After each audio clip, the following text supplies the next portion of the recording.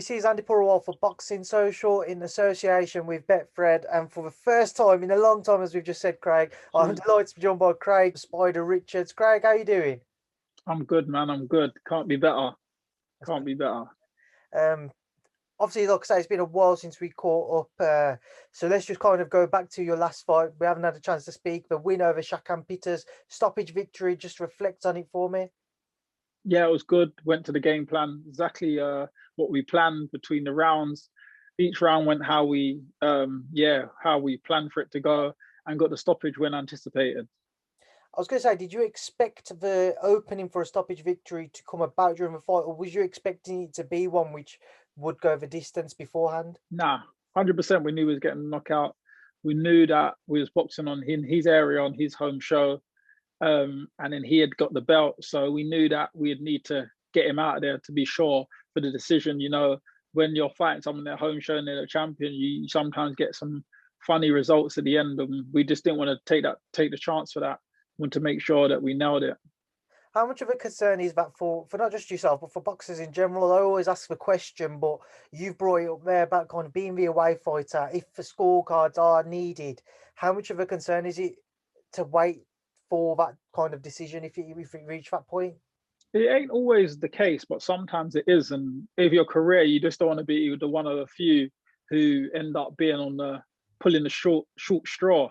So I just thought, to take matters out of everyone's hands, the only way is a definite win in boxing, because boxing is an opinionated sport. Like, one person sees it one way, someone else sees it another way. So I thought the only way everyone can see I've won is with a KO. So we knew that's what we was going for. So, Craig, let's move forwards into the present. A lot of talk about yourself, what's next, and of course, for one man, a world champion in the frame is Dmitry Bivol. Have you got an Yeah. update for us as to where things stand with that?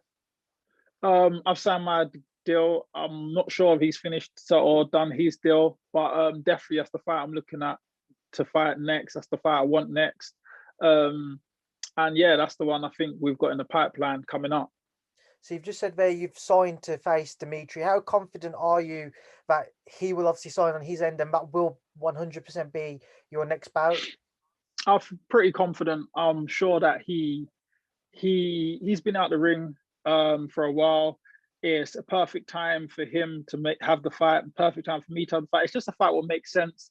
He's with Eddie as well, and yeah, he's looking to get out and obviously boost his profile in terms of like fighting people from, like, he ain't fought like a UK fighter or anything like that before. So yeah, I think it just all the chips all add up for a perfect time for us both, really.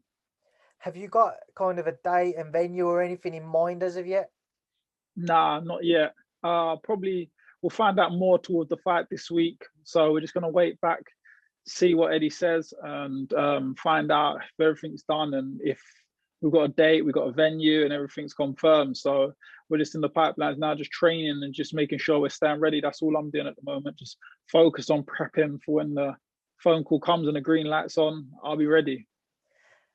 After beating Shakan for that British title, Craig, would you have ever imagined you'd be in this position where it's very close to, from the sounds of it, have been announced you'll be challenging for a world title in your next fight? It's kind of weird because it was like, I remember before the fight, Peter had said to me, depending on, it's not, we know you're going to win, he said, but depending on how you win, it depends on where you go from here. So if you have a close fight, a points decision, and you get a split win or something like that, then you're kind of roughly around that level or maybe just above British. But if you go out there and, you know, dominate, go and get the KO, we can push you on. So it's not if you win, it's how you win, depends on where you're at. So that's what we have to keep in mind. And I felt like I showed dominance. I was controlled. I didn't come out the fight, not a scratch, not a mark, not hurt, no nothing. Um, just went through a couple gears and got the job done against a very good fighter at British level. 14-0, awkward, tall, 6 foot 6 foot 7. So for me, it kind of showed that there isn't much more people at British or under that's going to be more of a task in hand in that. And I dealt with the task accordingly. And I remember when I beat Jake Bull, and I remember we were sitting in the changing room and we had to talk with the team. And I remember Barry even said to me, look, you could be 3 4 fights from here if you fight the right fights, get enough experience and get some good wins, be looking at world titles, you know. And funny enough, I think it's about 3 fights, 4 fights now. So funny enough, he said it. You think it could be possible, but you didn't. Like, obviously, you didn't want to think too far ahead, just one step at a time. But now we're here, and I'm just grateful for the opportunity, because this is what you come in boxing for. You want to become world champion, and now I've got the opportunity to do that. Craig, stepping up now from that British to the world scene, what gives you the confidence that you can overcome the challenge and the task ahead? Just another man, ain't it? It's another man with a different decorated belt. And if I look at my whole career, every time I've stepped up above my head, and it's paid off. You know, when I was from boxing Higgins, 6, 7 fights in, 12-0, 6 knockouts, didn't have no 10-round experience, went the distance 6 rounds once, went out there, nicked my first title. You know, Jake Ball, he was ranked well above me, called me out, former GB boy, southpaw, big puncher, awkward boxer. Everyone ripped me off again, went out there, got my world rankings, WBA, Shakan, same thing, 6'7", you know. Then we beat Sterling 10-0. I've been the underdog. I've been beating unbeaten fighters at this level for a while now. And if someone like Shakan Pitters went on to win the British, the vacant European instead of the British, and I went and blasted him out in that way and took the European off him, everyone said I'm ready. But just by the decorated title he holds, Dmitry Bivol holds a big title. So he's decorated as that guy. So, and I believe that I can be that guy, and I'm willing to go and put it on the line and show the world that I believe I'm that good. That's not, you know, some people speak a lot on it and say this and say that, but they're not really willing to step up to the plate. That I'm taking the fight to show. I want to demonstrate. I'm not here just talking about this guy, calling this guy out and saying all of this behind the scenes. I'm here to say, look, I'm ready to step up to show how good I am. Craig, then, so for how long have you been studying Dmitry, and what exactly are you preparing for? Because a very different opponent to your last one in Shakan in regards to height and reach and what have you. Very different, complete task, different task at hand. But this is where I say that experience comes into play. Like, I've had all these title fights, unbeaten fights, etc., and I've had to prepare different for all of them for different camps, and they've all taught me things to take away from them to practice working on the gym for the next task in hand. And this is how I've progressed the way I've progressed. And Dmitry Bivol, he's got the same experience as me as a professional. Of course, I had a limited amateur pedigree and he had a massive amateur pedigree. So that's a different ball game. But as a professional, we've had the same experience, and I just want to go and show. And I just don't believe that you can show to go on in your career and be a great without going and beating great fighters. What do you make of him as a fighter, Craig? You know, how would you rate his abilities? What are you wary of by the time it comes round, and if, as we say, he does go ahead and you face him? I wouldn't say I'm aware of anything. I'm aware of a few things. I'm aware what he does, some stuff he does very well. He's got things that he doesn't do so well, but he wouldn't be the WBA world champion if he wasn't a good fighter. I'm in no doubt in my head that this guy can fight. He's a good boxer. I'm not deluded by any means. He's not over the hill. He's not like old now. He's not like, you know, he's in his prime. He's a good boxer, but I just believe I've got the tools to beat the guy.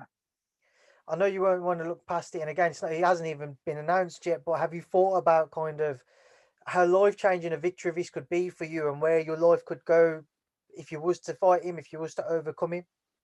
I know I usually say I never look past this, but of course, you know, that's always going to come into play. You think about it, you think, if I get this guy out of there, my life's different. It changes everything. So of course, I'm looking at this like, this is my opportunity to change everything around. Like, I came from the ground up. So this is everything I've wanted. I came to the boxing to think I could change my life through this. And now I've got the opportunity. I don't want to waste it. Craig, also got to try and get your thoughts on a few other guys, some guys who you train with, that is. We saw today Felix Cash's bout with Denzel Bentley has finally been announced for April time, or confirmed rather for April time. Just your thoughts on it? Why is a great fight domestically? Very good fight domestically. I think it's a fight that everyone's interested in. They've got two good fighters, you know. Denzel coming off a couple of good wins with Heffron. Then you've got Felix coming off a couple of good wins with Jack Cullinan and what's the last guy he just beat on the headline on the show? Jason Wellborn. Jason Wilburn. He's a good fighter. Jason Wilburn. He's caused a lot of upsets. He's boxed for a world title himself.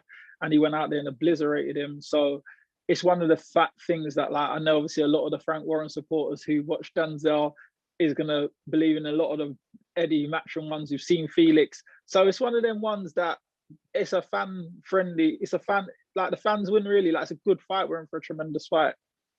You got Ted Cheeseman versus JJ Metcalf as well. Just from when you've seen Ted in the gym, how's he been doing? Yeah, he's doing good. You know, Ted works very hard. He trains very hard. He knows he's got a guy in front of him that he has to be switched on. And I believe that if he's switched on and he boxes the best he is, it's Ted's night all night if he does what he's supposed to do, which I believe he will.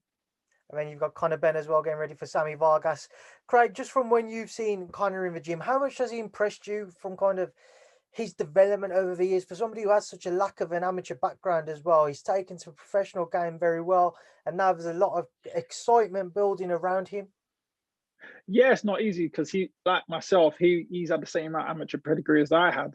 So I know it's hard when you're in the big stage straight away, and you might be boxing with guys who former GB boys, massive experiences, and you're alongside, and you've got to shine as much as them because this is a professional game. It's a business. You can't say, "Oh, look, I want to be on the big stage, but I'm not ready." It's like, are you ready or are you not?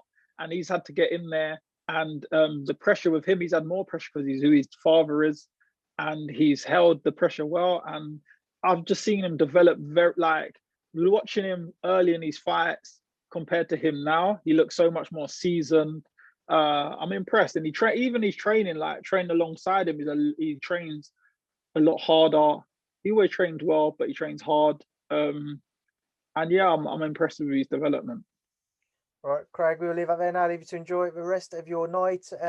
Final word to yourself, though, for everybody who's going to continue to follow your journey this year. What would you like to say to them? Just follow me on my socials and expect big things. I'm going to go out and represent well and go and get some good wins. And everyone who doubted me, don't worry, you'll be on board soon, hopefully. Well, Craig, it's a pleasure to talk to you for the first time in a while. Like I say, I look forward to hopefully an announcement soon on that Bivol fight. And thank you for speaking to Boxing Social. No problem. Thank you for your time.